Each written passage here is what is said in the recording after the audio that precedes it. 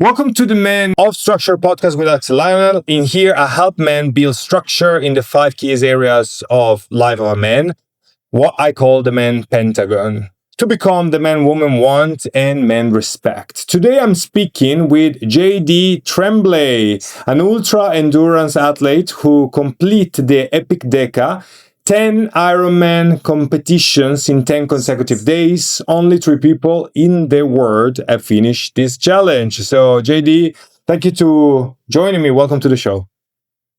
Hello, Excel. I'm glad to be here today.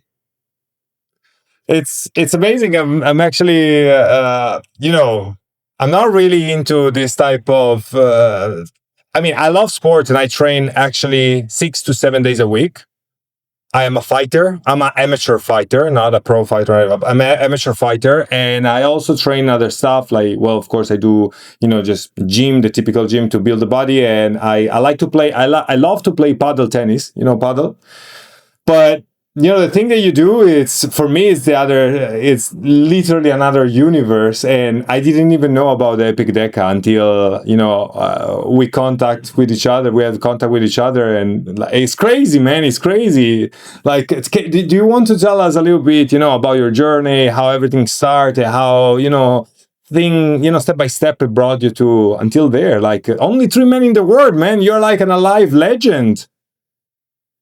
Yeah. Well, I like the title of your podcast and what you're doing for work because see, I didn't have that structure when I started. I was left alone, 17 years old, and my parents gave me this like before I left the house at 17. They gave me some form of structure. They said, well, you go and play sports and you go to school. And they gave me that form of structure, which I did not understand at the time. I'm talking about fighting, and I used to fight. I used to be in, I don't know if you consider it fighting. For the Japanese, it is. So I used to be in judo, Uh-huh. very, very good in my whole province. I was the best in judo. I was winning competition. I tried I remember even for when I was young. it's what? When I was young. I tried judo. Yeah, I remember now. I totally forgot that I tried judo when I was young, like maybe for a few months. It's amazing. I recommend judo. If a parent is listening, I do recommend judo. The Japanese have a very strong structure. I would. Like, have you ever gone to Japan? Or I guess you're in Alex. I've been in Japan, but not doing any type of martial arts or literally any sport. I was just like a tourist vacationing in Japan. Yeah. But just you can see the structure that they have over there, where if you go and pump your gas, they will bow, they will be very traditional. And Mhm. so judo is one of those martial art that it's not just you're going to a Brazilian jiu-jitsu class and everyone is just going to pick a partner and you're going to and then you're going to wrestle and then you're going to fight. It's really going to be this this it's very structured where you will have to bow to the instructors and you will have to bow to everybody, and sometimes we tend to forget that structure that we have when we were there. So when I started in triathlon, I used that same mindset, that same structure to create more momentum, and it carried me into business as well. And so, for example, uh, I showed up at the Ultraman Canada, which is roughly double the distance of an Ironman. Showed up at the race, and you need a crew for these because these are 3 days. So I show up there, and I show up with a 30-page document Mhm. naming everything I could eat, with a structured meal plan. And this is only a 3-day event. but my Right. whole crew was briefed on exactly the amount of nutrition that I would have. I was so prepared that in the event that I would have a mental breakdown, there was a page for my mental breakdown to know exactly how to operate. And this happened. It was my first ultra, not the epic deck of the one of my first ultra race that happened. I had, as soon as I finished the swim, I got a flat tire, and I thought, I'm racing. I have to win, or I have to be the best. And I got this flat tire, and I grabbed the I grabbed the wheel, and I threw my wheel, and one of the crew member got angry. Mhm. He said, "Oh, this is unacceptable. How can you?" And then the lady that was his partner, she talked to him, and she said, "Look, right now, let's follow the plan." And he was so angry for the whole day. He was angry at me, and he didn't even get out of the car. It's the lady that had to get out and crew for me. They were following me for the whole day. And then once they followed the structure, once they followed that plan, the lady just said, "Look, he has a page exactly for that." I said, "Oh, okay. He needs to eat this. He needs to eat that. He needs to be treated this way." And I clearly output. Okay, if something happened that is major, that I consider major, such as punching someone, then that would be against my values. So immediately we stop the race. So it's written right there. We're stopping the race if I punch someone, or if I get out of line, outside of my values. So Mhm. I set the pressure, and that carried me so that when I got to the Epicdeca, then I had my outburst at some point, and I went to the hotel, punched some walls, threw some chairs. I knew that I did not go outside of my boundaries. I think men need to break stuff. That's how we that's how we um in a structured environment, in an environment where you are controlling the outcome, and that helped me. That carried me through all of my races, and I just update that document and Mhm. adapt it to what it is. But I showed up to many races, just giving that document, or giving some form of document that would be changed, and there is everything outlined, a checklist, and making sure that everything is in order before the race, so I don't have to think about it. But that's amazing. That's really the way. It's like it's literally a checklist that keeps you on track. Otherwise, definitely you're gonna forget stuff. And last minute, the last thing that you want to forget, I don't know, is some gears or something extremely important for you or so. Yes, exactly. Because we have to destroy that motivation myth. Yes, I There, it, agree a billion percent. I mean, for to start, the gasoline, yeah, the very first, maybe to start, but just the beginning. that's a passion, and that motivation will lead eventually at some point. So you need to expose the problem, look at it right in the face. And all of those people that waged wars, and they look at the mission, they look at the enemy, and then you assess your resources, you make a plan, you make a strategy, and then you decide to move forward or not, or you move in a different direction. But in essence, you will have to win that battle for other people. And for me, I didn't have motivation. At some point, you lose this motivation. So I relied on this 30-page. Well, I say 30, but the Epicdeca was much bigger than 30. The Ultraman was a bit less, but you need this form of document to prepare yourself for execution. How did you start for the very first? Like, what are your beginnings? The very, I don't know, the very first race that you did, maybe when you were a kid, to, I think that it went, step by step building up until you got to the very first Ironman. And For me, it was just sports. At first, it was just sports. So I did, um, and I did not understand how to get into the sport that I wanted to. And I was scared, frankly. I lived in a town that if you were white socks, just white socks, that's it. Yeah, you can wear them underneath your underneath your pants, underneath your shoes. Nobody's gonna see your white socks. But you wear white socks, you're a homosexual. That's it. You're gay. Everybody would call you gay.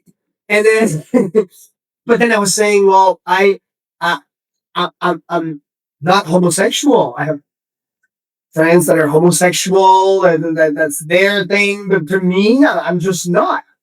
And they said, well, no, no, you wear white socks because my parents put me in soccer. So I was having my pants tucked into my shirt, my shirt tucked into my pants, and I looked like a giant nerd. And I show up to school, and they would say, "Oh, you're wearing your shirt and your pants. Oh, you're gay." So I grew up in in 100%. That's it. That. If you wear it that way, 100%, you're gay. right? But I was telling them, no, I'm a soccer player. So I would go to school wearing my socks just completely pulled up all the way to my knees. I'm a soccer player. So or football or whatever country, I would pull on my socks and wear them very, very high. Well, you wear your socks really high. There you go. You have your outcome. So to me, I grew up in this environment where wearing tight clothes. There you go. Wearing white socks, wearing anything white, so everything that I would do, unless I was this guy who would not really care about his outfit, and that's the mindset that I grew up in. And I thought this is the way that I must live. So I jumped from sport to sport, but always knowing that I wanted speed. I wanted a multi sport. And I was really inclined. I looked at those swimmers or those runners and even the cyclists, and I really loved it. But I knew that if I wore something that was really tight, I'd get laughed at. So to me, I just said, all right, I'm going to go and start playing volleyball. Hey, volleyball. And I was this tiny, tiny little kid. I didn't get my growth spurt until I was 17 years old. Hey, I was this tiny little kid. So I was getting bullied, and not for not just for the White Sox. And I got bullied so much, but it just formed me. That's it. Which Yeah. is These a life good. experiences that are inevitable sometimes, right? Who I always I didn't like say, it at first. I always say 100% of the people in the universe was bullied at some point. And if it wasn't like someone in school or something like that, it was some parent or some cousin or some uncle, someone inside your family. So I believe that 100% of the universe was bullied at some point. But now I'm looking at it, and it formed my character. Now I'm able to talk to about stories on podcasts that are very personal, and I have no problem with it because I've already been bullied. And what's the worst that can happen? Like, what are they gonna do? And beat me up? I was beat up. Hey, what are they gonna do? They're gonna laugh at me? You go and laugh at me. I'm very successful. I'm doing fine. I am not just one of three people. I hold world records. There's so much that I can talk about. So to me, I'm successful in my way, in the way that I want to, and that the way that God gave me these abilities. And I had to find these abilities. So I developed to circle back to the question, Yeah. I ended up playing volleyball as a tiny kid. I ended up playing basketball. There's there's nothing about basketball with this guy. I'm very sportive. I love sports and I'm able to adapt. But I'm not gonna go to the NBA. I'm not gonna be the best basketball player again. I'm this tiny little kid. Like there's no way. Dunking for me is not an option. So which is something that a lot of guys might struggle because now it's saying, well, the girls are looking for a minimum of 6 foot tall guy. Like, well, instead of worrying about your height, instead of worrying about, there's other aspect, there's other girls, there's 9 billion people on the planet. If half of them are women and even half of them are your type, that's like still Couple of billions. 4.5, 2.25 billion women Yeah. that are interested that you could. So just go find them somewhere else. That's Of it. There's course. different values in other countries. There's different values if you can't find them in your country. But again, just set your standard and put that structure in place and say, this is what I want to do. As long as it's not impeding in other people's territory, you will have to fight anyway for what you want, but you must 100%. create this system of values and just fight for it. And to me, there wasn't anything. First, there's nothing gay about wearing white socks. There's nothing No. gay about wearing. There's nothing at all. It's not based on your clothing. Now I understand. Okay, it's based on your sexual attraction, which is completely different. There's no correlation between wearing the color of the socks to sexual attraction. There's nothing at all. To me, now I do triathlon. I'm known around the world. I love doing triathlon. Do I wear tight clothes? Yes. Now I wear tight clothes. That's it. My normal days, I would not. And that's it. So now you pick your own style. Now you choose. So I developed this, tried many, many sports, use the same structure back into triathlon. And then it's not until, because I was really, really scared to try this sport, triathlon. I was really, really scared about it.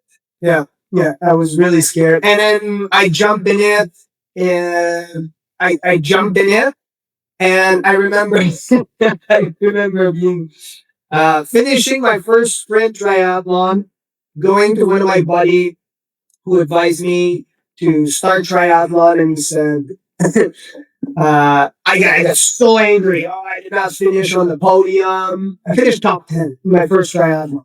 And I went to him. I said, so angry, did not finish on the podium. He said, JD, there are some rankings. There is a time. Here's a sheet. If you sign that sheet, you're going to nationals. Your time is so good. You're going to go to national, and this is going to be your second triathlon. And this is, and now I spoke to his wife later. The guy eventually, um, something happened, and he deleted himself, right? But this guy, good buddy of mine, he was jealous. He was jealous because now he understood that there was something natural about it. And when you see me doing a triathlon, now you know this is natural. And you see these guys going into volleyball. Mhm. Not much money going into volleyball as a sport. Right. But I have a guy, he's playing volleyball professionally. He travels the world because of volleyball. And you would see him, he's in all music. He loves playing volleyball, and it becomes natural for him. And he's able to make money. So I would say pick something that is natural, that essentially, religious or not, that God plays those abilities onto you And how do and you choose that path. and how do you find this in your experience with your knowledge? what, like, if someone is listening here that thinks like, oh, I don't really know what to do or what am I good at, how do you find, in your opinion, this path, this natural inclination? Maybe so. I remember I was talking with someone that works in my family business. They have a restaurant that they're selling, so not for long, hopefully. But I remember I was talking with one of the employees, and he told me, I might be the best. I remember I was talking with him, and he told me, I might be the best baseball player of the universe. The fact is that I never played baseball. So no, we will never know. So I was like, you're right. Even me, I never tried golf or, well, now I did, but back then I never tried golf or whatever, many other sports, right? And it could be. So how do you think, in your opinion, that someone could find their passion, their sport, whether they have a natural inclination, just like by trying all of them and then repetition? So what I'll do is I'll give something to your listeners. It's a little book that we created based on a structure, and then you can put it in the link. I'll send you the email right after this podcast, and then you can just give it to them. It's free. There's no so Perfect. the way I could look at it is this. Now anyone has to look at it. And I love the structured man is because, like, the podcast name is because it creates that form of framework. So the way to look at it is, first there are the laws of universe. Okay, so you have essentially the will of God. Okay, so you have different wills. Okay, you have one which is the ultimate, the will of God. Okay, you might be a believer, you might not be a believer. Christianity says this world is passive. That's it.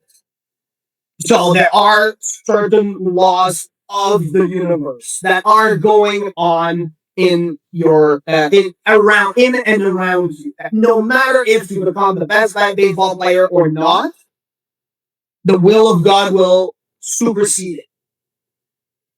Okay, so if that it's written in the book of law of God that the Chinese are going to the moon in 2023. Okay, and I'm picking something that is Right. past already, 2023, so that it will. It's completely fictive. It's completely hypothetical. Okay? Then, if you know that it will happen, it will happen for sure because God has said so. Right. Okay.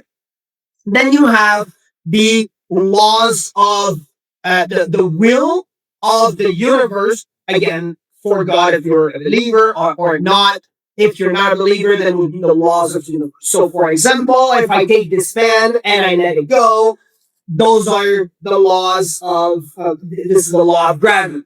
Right? So, again, you can't defy it unless there are some form of vacuum or some form of opposite force in essence. So you're bound by this law. So you can't just say, well, I'm going to jump to the moon. Right. Okay, so back to this hypothetical scenario, the Chinese, if you say, well, the Chinese can't just jump to the moon. Okay, that's not happening. They can't just do that. Okay? So for you being the best baseball player, that would mean that you would you couldn't throw the ball in a way that contradicts those first rules. Okay, and I'm serious. The reason why I'm saying this is because there are many people. The reason why I'm starting with this is because there are many people that are looking for jobs or creating certain businesses that are completely outside of these laws, completely in well, to use a baseball analogy, they completely in the outfield. And then they direct their path in a way that is in complete misalignment with the universe, with the laws and the will of God. Then you would have the will for your life. Okay? And the will for your life is you have been placed in a certain position. So, for example, if you grew up in a family that back in the days, let's say the two extremes, okay? Back in the days, you grew up as a baseball player. And back in the days, it was completely different. You did not really need to train to be a professional baseball player. Nowadays, the game changed completely. There's so much engineering going on just with a baseball bat nowadays that anyone that wants to be a professional athlete must train repeatedly. Now, if all of a sudden you go to a batting cage and you're asking the question, go to a batting cage and start throwing some balls. If you throw your shoulder after the third one, there's a very high likelihood you're not meant to be a professional baseball player. Right. You will have to do this repetitively. Infinite times almost. Exactly. And then finally, there is your will. Okay? So for example, if all of a sudden I am, all right, let's take back the baseball player. You go to a batting cage and you throw the baseball. You're good, but you're not the best. But you know you're on a tipping point. So you're not going against the will of God. You're not going against the will of the universe by thinking that you can throw the ball 5 stadium wide. You are going like you're not going against the will of God for your life. And then your will is very important. Why? Is because you will have to do certain things that are contradictory sometimes to people's point of view. We talked about bullying. I had to overcome that in my mind, say, I'm going to do triathlon no matter what it takes. And eventually, for the Epicdeca, I sold my house. I took the money and I invested it into a race that leads to nothing. That leads to there's no money into this race. I spent so much money into triathlon, like hundreds of thousands of dollars into triathlon alone. I spent, I would not even be surprised if I put all of the racing and all of the equipment that I have as $1 million. I would not even be surprised at all. I've traveled to many countries. There's so many things that I've done with triathlon. So if you told me when I was a child that I was going to spend $1 million on racing triathlon and not get any prize purse, anyone, even my parents, would tell me, you are changing passion. you are in a heartbeat. Please, child, go back to play soccer. Exactly. That's exactly what it is. Would have told me. That's exactly what anyone would have advised me to do. With the White Sox, with the gay White Sox. Exactly. Please, go put the White Sox back, please. You're going to private school now. So, it wouldn't even make sense. So back to the baseball player, are you willing? That's your will. Are you willing to do this? It says that, circling back to the child, it takes 10,000 hours to be an elite athlete into one sport. Well, triathlon is 3, and then you have to merge them all together with certain transition and the nutrition and the preparation of it all. So roughly, we're not looking just at 10,000 hours. We're looking at 30,000 hours. Right. 30,000 hours. How long will it take for you to be a proficient, elite triathlete. So, are you willing to? I was coaching someone last year, and that's what we do at Hunger Warrior Academy. And that person started triathlon, and they got injured, but it's small, minor injury. They got a problem with their foot on the fascia. We're talking about maybe a few weeks if you do the proper recovery. The person stopped completely. Right. Everything. Yeah. Everything. Well, I need to recover, follow the doctors. Now, of course, I'm a naturopath, but still follow the doctors if they tell you something. But it's your sport. It's your sport. And that's why they develop a lot of medication. And I'm not for doping unless it is regulated doping sport like they did in Australia. That is amazing, I think. That pushed the human limit. But you would not stop. If I tell you, Axel, if I gave you $100,000 or even $1,000,000, would you stop or would you be doing exactly what you're doing right now? And if the answer is no, then quit. Like someone, when I was in engineering, I went to Western University, so become an engineer. After my military service, I became an engineer.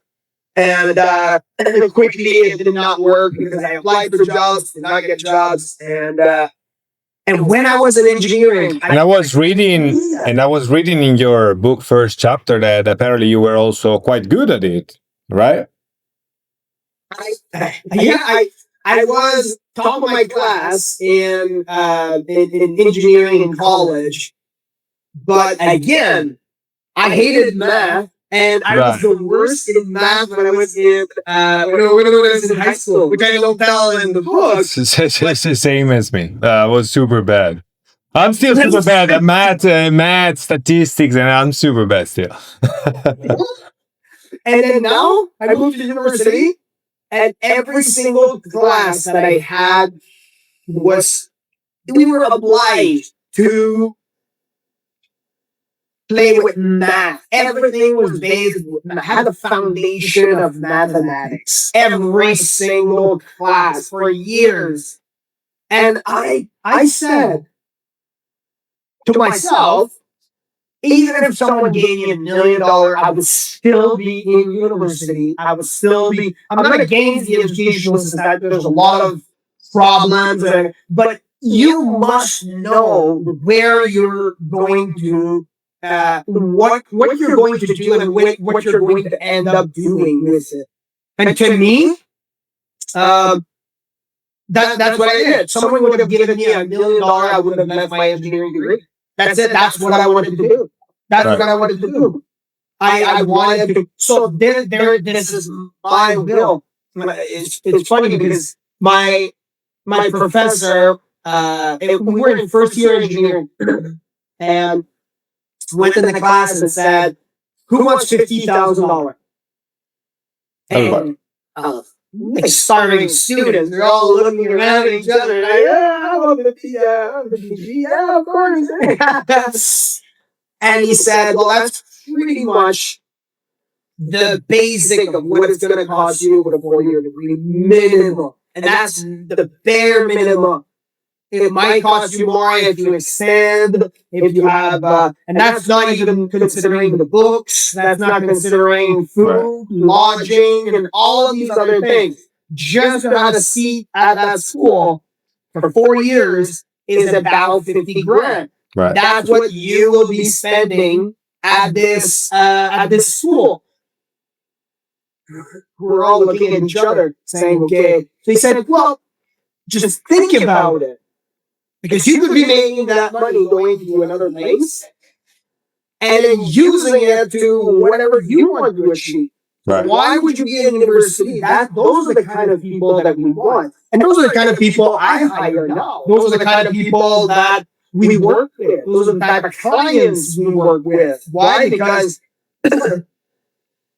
if all of a sudden after 2 weeks the guy is not doing everything that you asked him to do, goodbye. You might have all of the money in the world and you might be paying for my bills. Well, thank you very much, but reputation is way more important. So sorry, I have to get rid of you because you're not doing the work. You're not going to move forward. Right. So there's your will, because my parents could have told me back then, "Oh, you're going to become an engineer and you're going to become a triathlete and wear tight clothing and swim, bike, and run entire countries."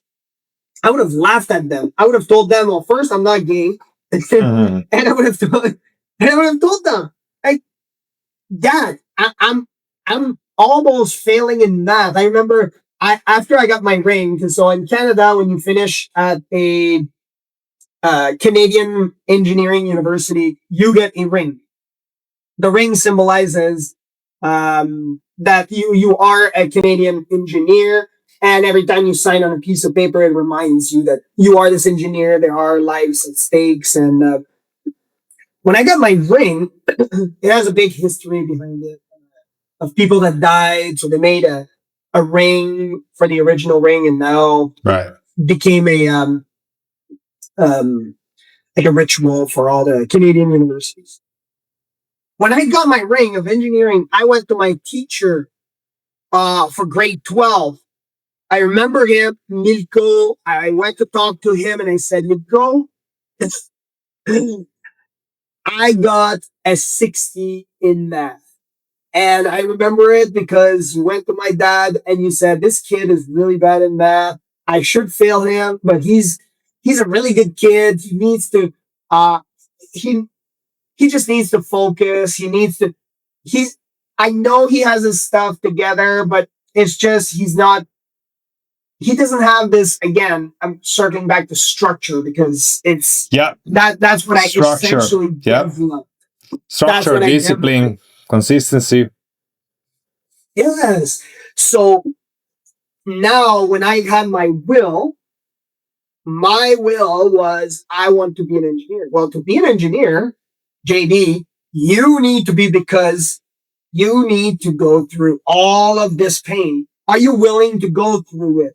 Right. Same idea with the baseball player. If you want to be a baseball player, if you tell me right now, "Well, I've never tried baseball, so I don't know if I'm the greatest baseball player," are you willing to completely tear your shoulder? Completely. We're talking about severe pain and you're not able to click a mouse. And if the answer is no, then you don't want to be a baseball player. Right. You don't.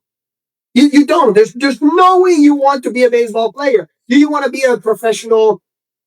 Or do you want to be an ultra triathlete? You need to train on swimming, biking, and running. You will have injuries in all three. And every single race, you will destroy your digestive system. You will destroy your feet, will be having calluses. You will have, you might get hit by a car if you go cycling. You might get hit by someone. You might get attacked when you're in the running in the woods. You might get extremely chilly. You're gonna do things that most people don't want to even do. You're gonna do cold tubs, or most people don't want to be in cold, but you must be because you're a triathlete. So you will be swimming in cold water at some point. You will be cold. So if you're willing to do all of these things, then you want to be a triathlete. And you see, I have a client, and he doesn't want to do these things. He doesn't. He wants to. He wants to succeed financially. He wants to have somewhat of a good body, but not too much. That's his life. That's what he wants to do. That's his will. Now, his pain tolerance is on other aspects. For me, Right. there are certain things he went through that I would never even consider going through. I wanted to go back But- 1 second. If you don't mind, I wanted to go back 1 second in the thing that you were saying before about, you have to train a lot, like for example, for 3 sports, for the triathlon. Like, some people doesn't feel to go to the gym 30 minutes. And he said, you are, you do like crazy stuff for hours and hours and hours. Is there any time, a moment that you don't feel like it? And how do you deal with that? You don't. You don't. You don't want to go. There's not a single person. See, all of these, call them crazy, call them idiots, call them ignorant, call them whatever. These gurus, okay? These people that are telling you wake up at 4 o'clock in the morning and then follow, and then yeah, you will have the motivation. No, no, there's nothing fun about it. Yeah. I Nothing recently fun. I recently But restructure all my schedule of when I go to sleep and when I wake up, to recover the energy, etc. And I wake up, I go to sleep at 10 p.m. and wake up at 6 a.m. And yeah, definitely it's not fun. Then you get used to whatever, but and that's the structure. That's the point of the mental structure, is to create a structure. But yeah, definitely there's nothing fun. are, Indeed, for me, it was much more fun to go to sleep whenever I wanted at 4 a.m., 5 a.m. That was fun. That was cool. But there was no structure. And then I was waking up, zombie mode, every day, 2 p.m., one day 3 p.m., one day 12, whatever. I, I'm hooked on what you said. You said used to. And that's the part. See, at first, taking some beetroot supplements and then you're peeing red to increase the nitric oxide and have a bigger pump and be able to push for longer and know exactly when to take it. I remember my dad looking at me in the kitchen and I'm drinking a liter of beet juice, and my dad is saying, like, "Why are you doing this? This is disgusting. Like, why are you doing it?" At first, completely disgusting, and then you understand the science behind it, and then you follow this structure, and then now you're able to use it. And now I'm able to use it. Okay, this is how much I need for this race.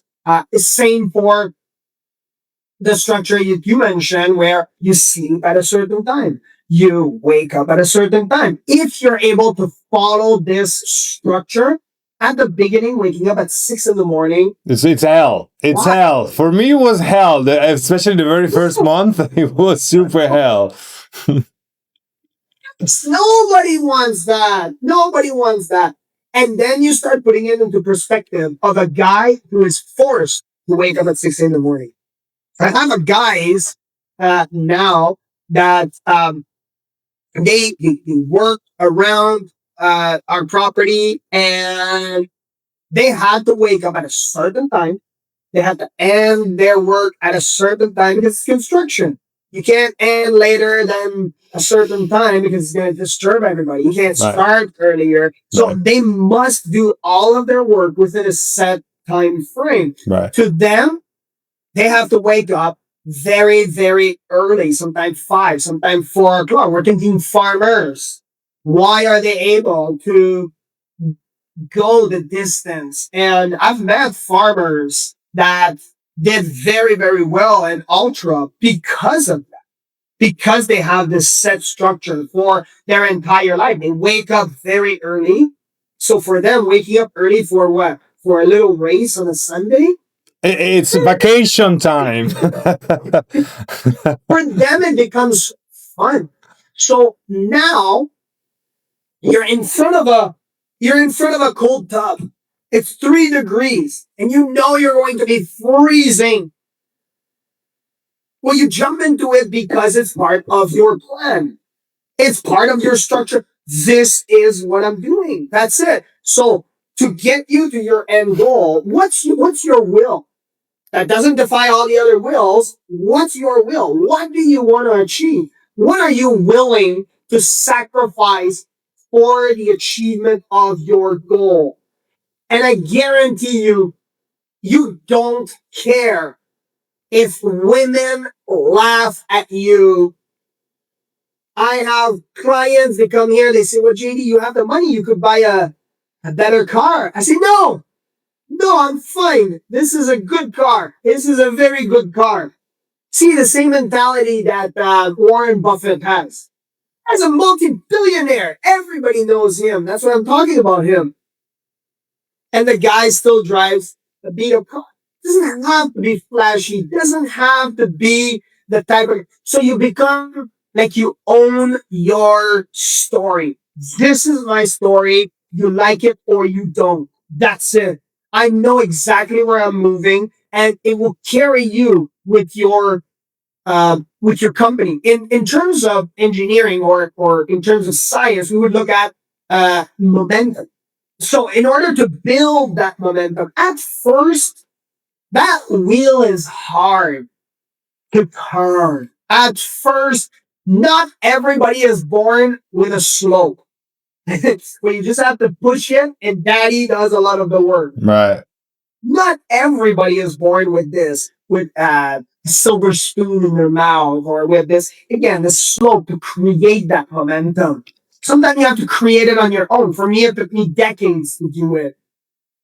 But once you have that momentum going, once you're moving, people reach out to you. You reach out to people and they just want to talk to you immediately. You bring not just this energy into the room, but you're able to navigate your life on your terms.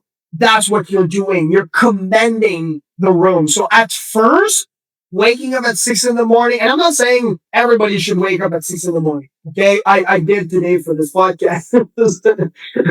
But sometimes I wake up at 9. So I don't like waking up early. That's why there is Sunday. That's why there are Sundays. There is the release valve, the pressure valve, to do whatever you want 1 day a week.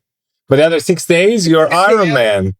You're Iron Man. That's the structure. That's part of the structure. Exactly. It's what fits for your structure. What fits for your life. For these workers, they have a set time frame, which is the will of the universe, essentially, right? You can't just impede on other people's freedom. Yeah, 3 a.m. You start to hammering, noise at 3 a.m. or something, right?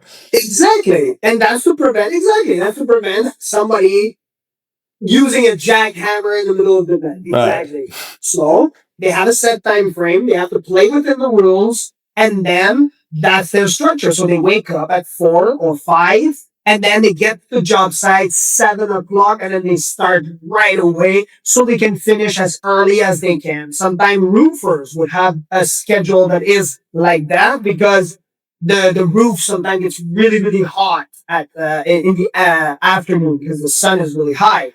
So those roofers. So again, their structure, their rules.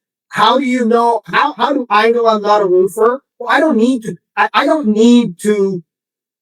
Right. There's certain things I don't need to try. Okay. I did not try homosexuality to know that I'm not homosexual. I just said, okay, there's no correlation between the two. But one, it's against my values, so I'm not going to do it. That's it. That's all I said. I said, okay, well, this is it. Well, am I built for a roofer? Well, no, because I can't hold a steady job. I mean, there's no way. I'm a complete entrepreneur for sure, 100%. I like to make life on my own terms. I like to live life, and now we do things that many people think they are completely crazy, and I say it's okay. I've gone through worse. It's okay. We'll do this, we'll do that, and I rearrange. Would I be able to work within a structure like a structure? I would not even work in a structured frame when I was in the military. I wouldn't. I was When you say about entrepreneur, I wanted to say one thing. I read like a meme, like maybe or really like 1 year ago or something. It was amazing because it was like some sort of meme. Probably you can find it online, right? It was like there was one side. There was like this dude, like kind of very joyful, proud, satisfied. Like I finally quit my 9 to 5, and because I wanted to become an entrepreneur. And then you see the other side of the slide. It's amazing because it's so true. And then you see the other side that says, now finally I am an entrepreneur and I'm working 24/7. And so it was amazing because you think like, oh yeah, I want to be an entrepreneur, so I'm gonna be by myself, and the rules and everything is like I quit my 9 to 5, these 8 hours per day, and now I work 24/7. So for yourself, you actually work 3 times the time. It's amazing. And it's true. It's true. You think that you're gonna be happier doing this. Well, I am happy. I was texting you yesterday. It was like 10:30. I worked until 2:30 in the morning yesterday. Woke up earlier than this podcast started at 6:30 in the morning. And I had to wake up early to get prepared, make sure. So I slept with like 3-4 hours trying to fit in a client with this podcast, with something else. And this podcast doesn't give me money. What is this podcast going to give me? Probably more hate because now more people know about me. Right. But Amazing. if at least it brings in that one client that I really want to work with and really wants to work in with me, then maybe it's not even going to bring anything. A lot of the podcasts I do, they don't even bring anything. So why do I do them? Well, now you have to know, okay, you have to trust the process. You have to trust the process, and then eventually you lead to Yeah, something you're moving a whole where universe. yes, and now you're your own visionary, but it's not meant for everybody. A lot of people, they go into what they are familiar, what they want to be. The way I can say this, because again, a lot of people might be discouraged. They went into the cooking business, and then they say, "Well, I now have a restaurant, and that restaurant failed, and now what do I do?" I say, "Look, you tried, and I would have rather wanted to try than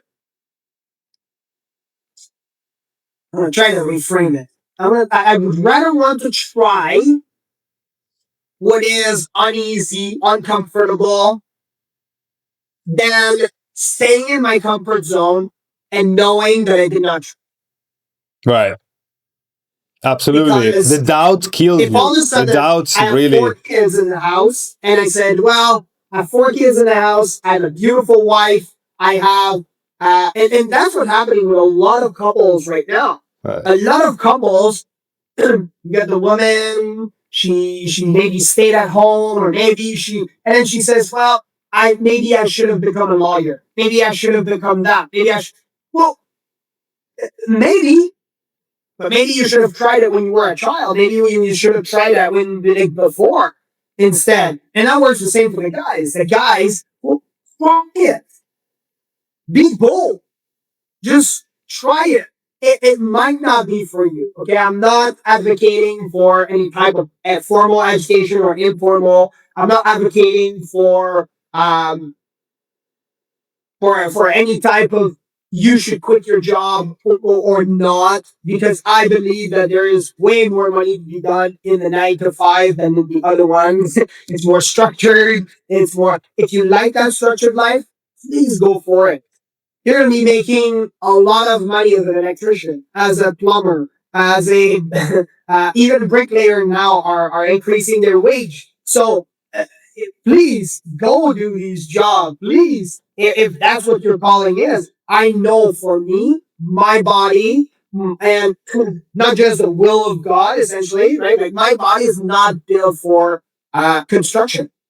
It's Right. not. It's not built for construction at all. I would be the worst and the best slave.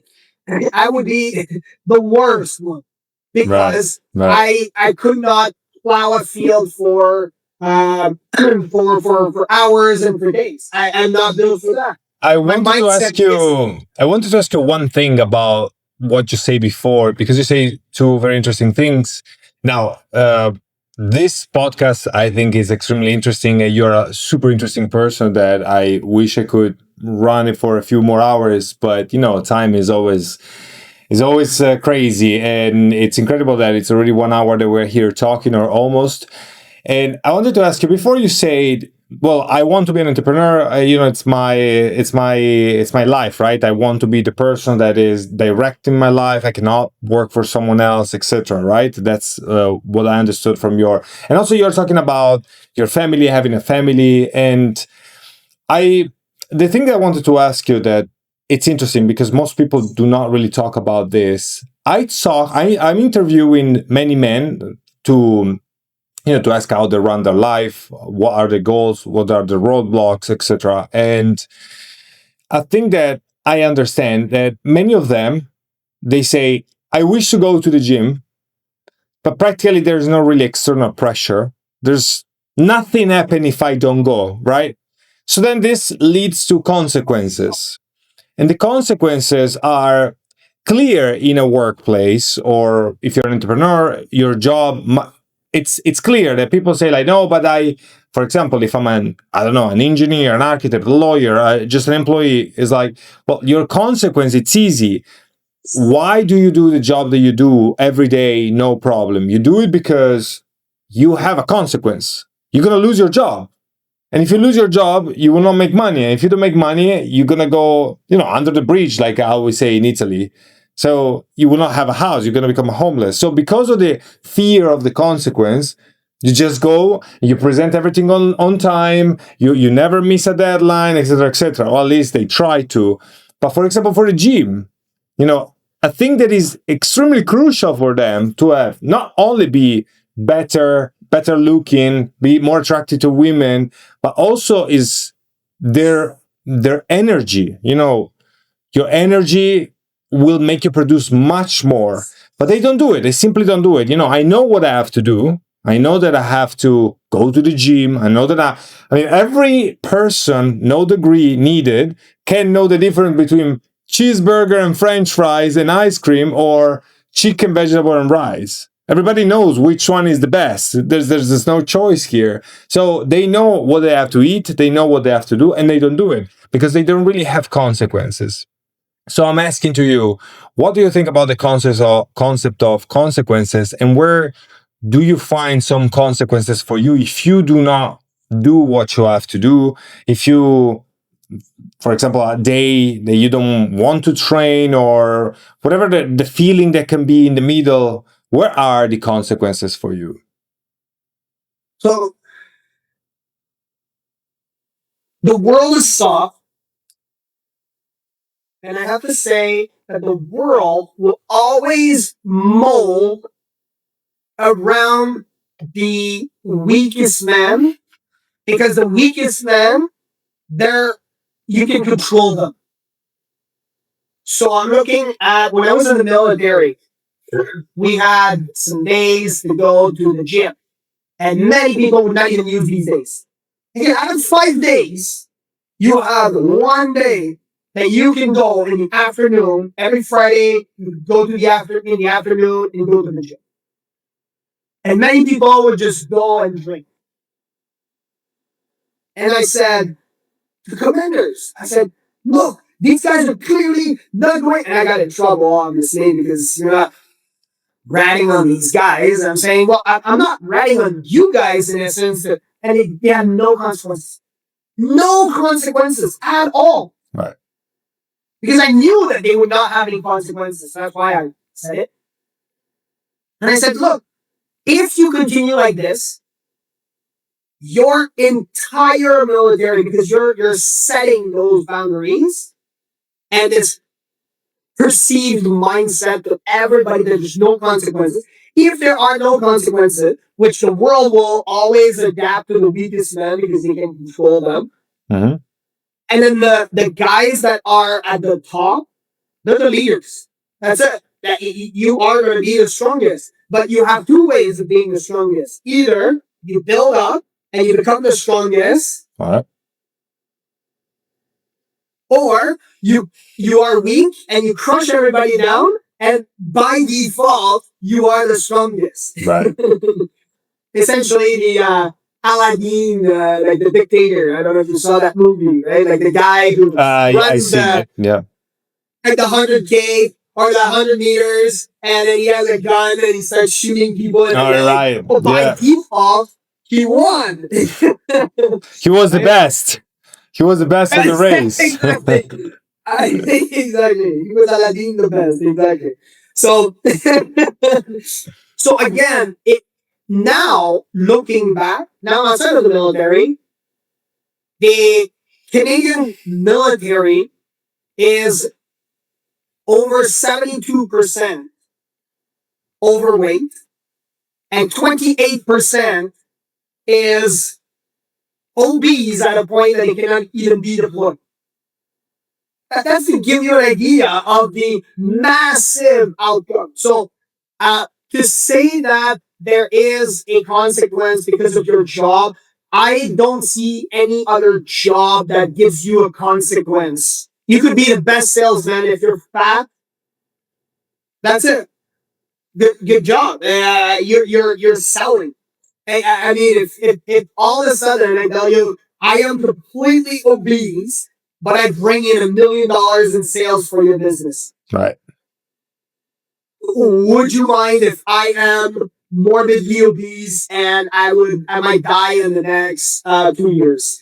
Well, you would be caring for my personal. Yeah. But if I don't want to go to the gym, the only thing you could do is start looking for another salesperson in the next 2 years, or hope that your company doesn't pay for medical treatments. So the same consequences. Consequences is based on two things, okay? Which again uh, goes around one word, which is value. So, what is the perceived value of your work, of your life? Essentially, what type of life would you have? Would you like to have? And the other one is on God, which I talked about it.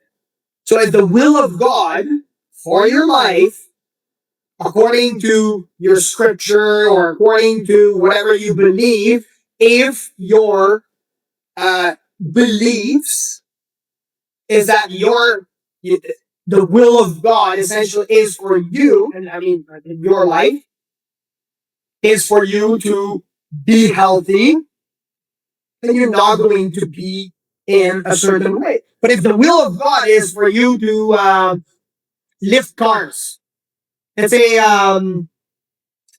what's his name? Very famous not bodybuilder, a strong man. He destroyed Marius Pudzianowski in MMA as well. Uh, he's very, very famous. Anyway, the guy lifts cars. Yeah, I don't know it. He does strongman competition. He's the best in the world. Big on YouTube and other platforms. He makes funny videos too. The guy does not have the same shape as me. So fitness is on a different level for both people. But again, it's based on value. So are your values in the right place? So I would say get someone or get a coach or get someone that understands this system of value and to follow this system for your specific life. Because that guy doesn't have the same physique, but he's going to go to the gym and he's going to be training differently. But he's still in his mindset. Eddie Hall. That's what it is. Eddie Hall. I don't know. You know Eddie Hall? No. You know, okay, this guy, yeah. But he has a different physique than me, but he lifts cars. This guy is extremely strong. And he is big. Okay, you can see that this guy is big. And he has a different physique, but he goes to the gym for a different purpose. So again, based on the will of God for your life. What is the will of God for your life? We talked about baseball player. Well, if I was a baseball player, I would have a different I would have a different physique. So again, based on what is the will of God, and that's why I went through these steps of the will, right? The will of God, the will of the whole universe, the will of God for the universe, that you can define the will of God for your life and the will that you want, that you're willing to sacrifice everything. And I'm telling you, there's guys, okay, I'll take my life, for instance, and I write it in my book, okay? For me, I could not conceive a life without fitness. I'm a single dad, northern part of Quebec. It's minus 30, minus 40 outside during the winter times. And I said, Wow. I'm gonna put some clothes on my kid. And I have he was what, like 9 or 10 years old at the time when I was doing the Epicdeca. 9 or 10 years old. I built a sled with a harness and I carried my son. And when he wanted to play, you get off the sled, you play in the snow, and I'll carry just the sled and all our tools. And we were making outings. We were going outside, and I incorporated my kid with my training for the Epicdeca. So to me, it was a non-negotiable. Someone would come in, chop my legs off, and I would still go to the gym. I would still find a way to rock climb or do something physical because it's part of I wouldn't say DNA in a sense, but it's an idiom, obviously, or hyperbole. It's part of my DNA. It's part of me. There's nothing that would stop me, nothing at all. I need to be dead. And I'm sure someone's gonna put something like for me to do that is fitness related when I'm in that casket for sure. Fascinating. They do. So it's part of me. Why? Because it's part of my perceived value. Why? Because I know that when you walk into a room, uh you're you're dealt a different card. If you are completely fat and obese and you are an introvert, that might be for you. You're sitting in the background. No one is looking at you, or you have an average body. No one's looking too much at you. You can blend in. I trained a lot of tier one operators. If they have a body like me, they will not blend in. They will be. They, a lot of people will look at them and that's not their task. Their task is to blend in with the crowd. They're tier one operator. That's it. They have to do a task that for now, that's not what I'm calling. That's not what I'm called to do. But again, it's a different perceived value. Would they go to the gym? They would. Because for them, it's part of their job. So it's not just based on it's consequences that are perceived value to you. If all of a sudden the perceived value does not exist or is not strong enough, then what are you relying on? And that's why I say perceived value or the value that God or your system is in place.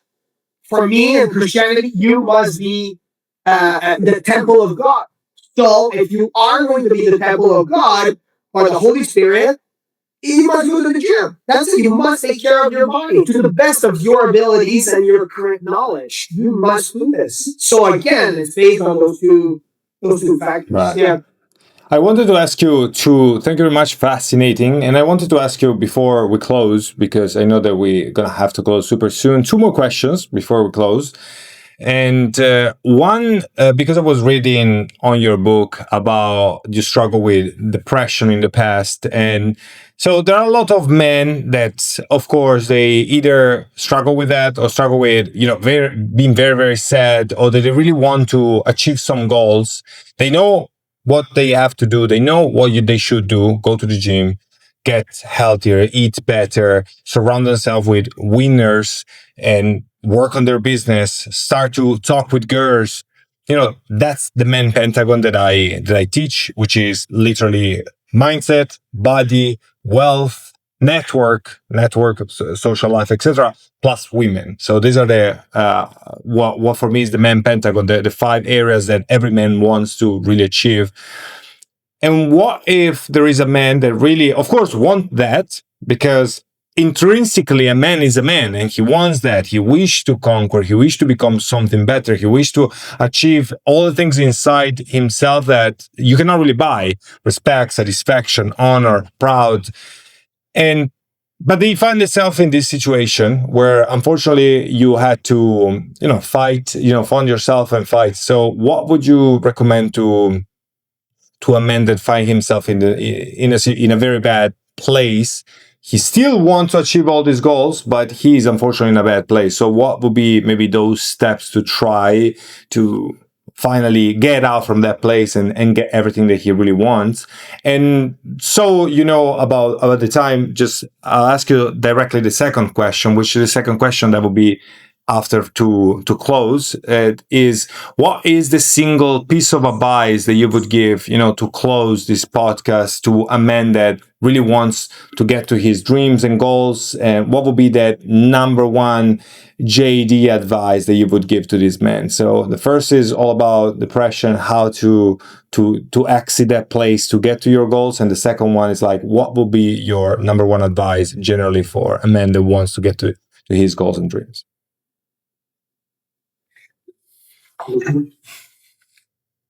It's lonely as a man. And I picked a sport that is even lonelier.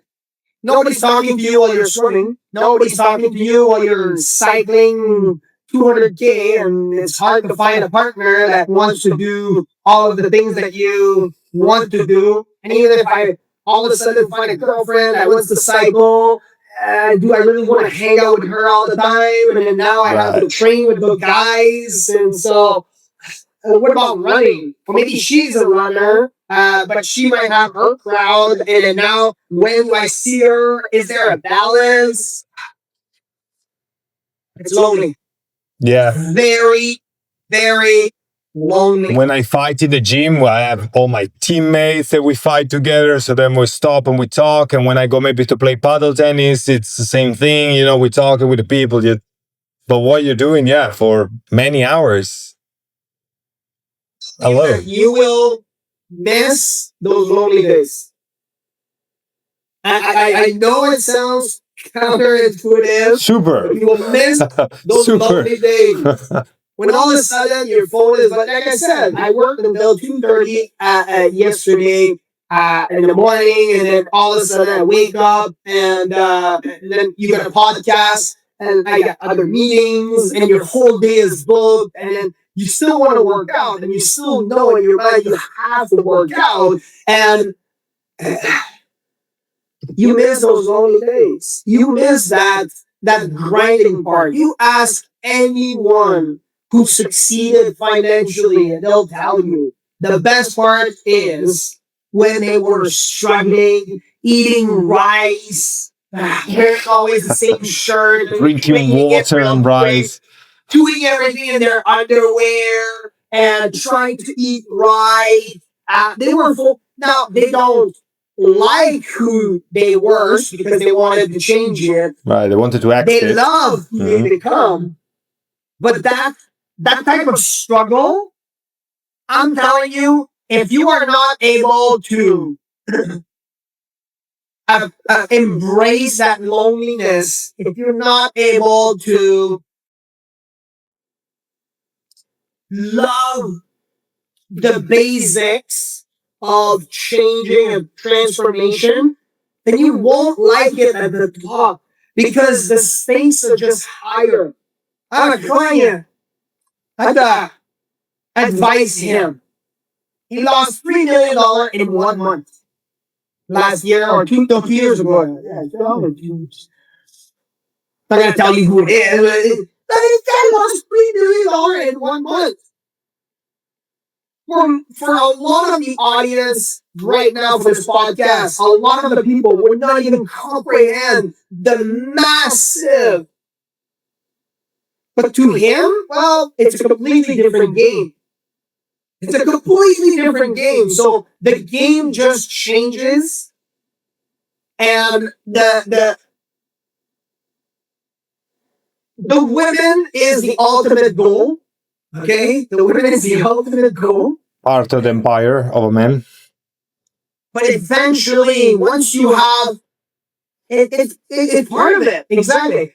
It's the ultimate goal because again, in Christianity, you have to you have two things. That's it. You have to preach the gospel, okay, which is directly in line with God for the man to be in line with God, and then the second one is for is to make babies, and then you can't make babies without the women. So you want to achieve that status, and I can tell you, you get depressed at first because you're looking at your bank account; it's in the negative. You're getting depressed because the women are rejecting you, and then eventually you grow so much that to a point where now women are in your DMs. Women are reaching out to you. You don't even have to reach out to people. The wealth comes to you, or the money comes to you. It's amazing. At first you're chasing it, but creating that momentum is very, very difficult. Once you reach a certain stage, it's a different level. Like I said, losing the Epicdeca was $100,000. It cost me $100,000. If someone right now is looking at their finances and saying, "Oh wow, this guy lost $100,000 in less than a month," and he's still alive. Yes, your life can change. I went through all of these things, getting rejected by family and wife and divorce and all. I went through all of these things. They are difficult in the moment, but once you look at the big picture, what you have to look at is, and that's to answer the second question, okay, is structure can be freedom. I agree. A billion percent. That little bit that you're doing might seem like nothing. Waking up at 6 in the morning and grinding. Come on. How is that going to change anything? Yeah. And you have this voice in your head that tells you, "Oh, you're not going to make it. This is stupid. There's a million other people." Useless. That's what I was thinking. It was useless. I mean, it doesn't matter if I go to sleep like at 4 in the morning and wake up at 12. It's the same. It's still 8 hours. That's what I was thinking. But if that's your structure, which is better than the brain, by the way, we can talk about something else, maybe on the other side, but we'll talk about maybe the neuroscience behind having structure, and so we can talk about all of this. I love that side. So, but that's for another time. For you, that's working. It puts out the chaos. Now you know exactly. Okay, I'm waking up at that time. That's it. So at first it might seem chaotic, might seem like you're not making any movement, but after a month, all of a sudden, it's going to change. It is going to change. Okay, and I say it in my book is 3 months. Okay, get a coach. Get a coach. Okay, why I achieved everything. The most momentum I achieved in my life was with a coach. That's it. You call someone, you say, "All right, coach me for 3 months." If the coach says, "Well, can't coach you, I have a yearly plan," just change and go to 3 months. That's it. Why? Because if the coach is not able to achieve a huge momentum in your life, or at least a certain threshold or a milestone that you want to achieve, then in 3 months, most people are able to achieve so much. We had a client lost 28 pounds in 2 weeks. So that's to tell you. Wow, that's a lot. We are able to. We are, well, without Ozempic and surgery. We're talking. Yeah. But to get a coach, get someone that will be able to get you to that next level. And when I say to that next level, see, I have a coach right now. Am I at the level that I want to be? There's always another level. There will always be another level. Yeah. If you're not able to embrace that first level, And getting to the next level will just hurt you even more. Right. Because falling from $1 million and getting back to zero with debt is harder on your mental health than falling from $10,000 or $100,000. When I went through my divorce and I thought, I lost so much money, I lost so much. Now, like I said, Epicdeca, 100,000 less than a month. Let's go. Let's go. Let's go. That's it. It was a no-brainer. For me, it was, yes, I know the structure. I know I have to follow this. I know exactly what I have to do. So that's what I recommend. Coach, get a coach. You get coaches for everything. Yeah. And you get charlatans, you get weak men, you get fake ones. So that's why in 3 months, within 3 months, you're going to know exactly that this guy, that's it, not working for me. And some guys are very good, but not for you. So that's my recommendation. Get a coach.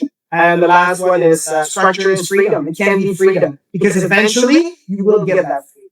Yeah. It's amazing. So all this is about changing the identity of yourself into becoming the man that achieved that thing, which is a beautiful long topic. But thank you very much for here, because all that man of structure, that the old podcast, the old system that I am creating about, being a man that has a structure, that has an identity of a great high achiever. It's all about this. And yeah, I had probably other minimum 100 questions for you that maybe another time we're gonna be discussing, because I was thinking about your case, and I was really thinking JD is an alive legend. It's just that he doesn't have the same spotlight that other, LeBron, or I don't know, Tiger Woods, or Tyson, or Messi, or Cristiano Ronaldo. He doesn't have maybe the same spotlight, but he's actually an alive legend because he was able to do something that only 3 people in the world can do. So it's literally the top of the world. So man, like a super respect to you, because man, that's who you are, and it's amazing. And well, everything that we're gonna be that we were discussing here are gonna be find also in my community, that is men of structure in school.com. And well, at the moment I wanted to say that to you, give you another couple of minutes for you to say where people can find out about you, where they can buy your book, where they can check. I think that you have like a movement at Hungry Warrior Academy, or your book Hunger for More in Life. So if you can say how people can contact you, that would be like lovely. Thank you, man. We're at hungrywarrioracademy.com, and whatever money we make, we give it back. And we have a philanthropic endeavor that now we are expanding to other countries. We have a collaboration with the United Nations. Right now, the Kenyan government, and that's my next meeting is with the Olympic Committee to train athletes, elite athletes, and that's what we do. We train the mindset of men, have more clarity, and to live more with their aligned with their purpose. Again, you don't have to be with us to get to know us. Please just get encouraged by it in your own terms and make your own momentum, because we want to work with the right people, not just with anybody. We're at this stage right now where we're doing well and we're moving forward. And so that's what I have to say about the Hungry Warrior Academy. We're very pleased that it's now reaching the kids, and that is part of the value system. That is part of our value system that men are to provide and protect. And so we are to protect and provide for the little children. And so we've been very fortunate to sponsor thousands of kids and help with our philanthropic side. So we're very excited about the Hungry Warrior Academy. So people can learn more about it on our website, or we have a YouTube channel that encourages people, and we have all the social media where you can reach us. We're gonna be putting all the link in the description. please get your like we developed specifically for this podcast. We developed a free little booklet so that people can learn more about how to create some momentum in their life and just structure for these men. That's it. Again, it's free. Please just if you're gonna get something, just get at least the free stuff. And if someone want to contact you personally, would be via Instagram.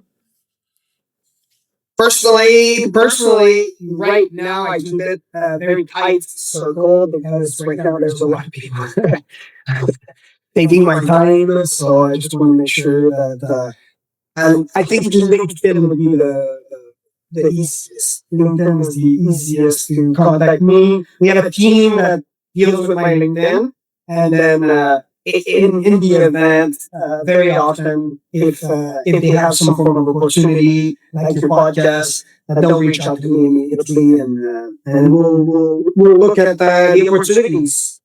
Perfect. Amazing. Thank you very much, gentlemen. This was the podcast of today, and here we are with JD. Thank you very much for being an amazing guest and to be an alive legend. This is Axel Lionel, Man of Structure Podcast. See you the next one.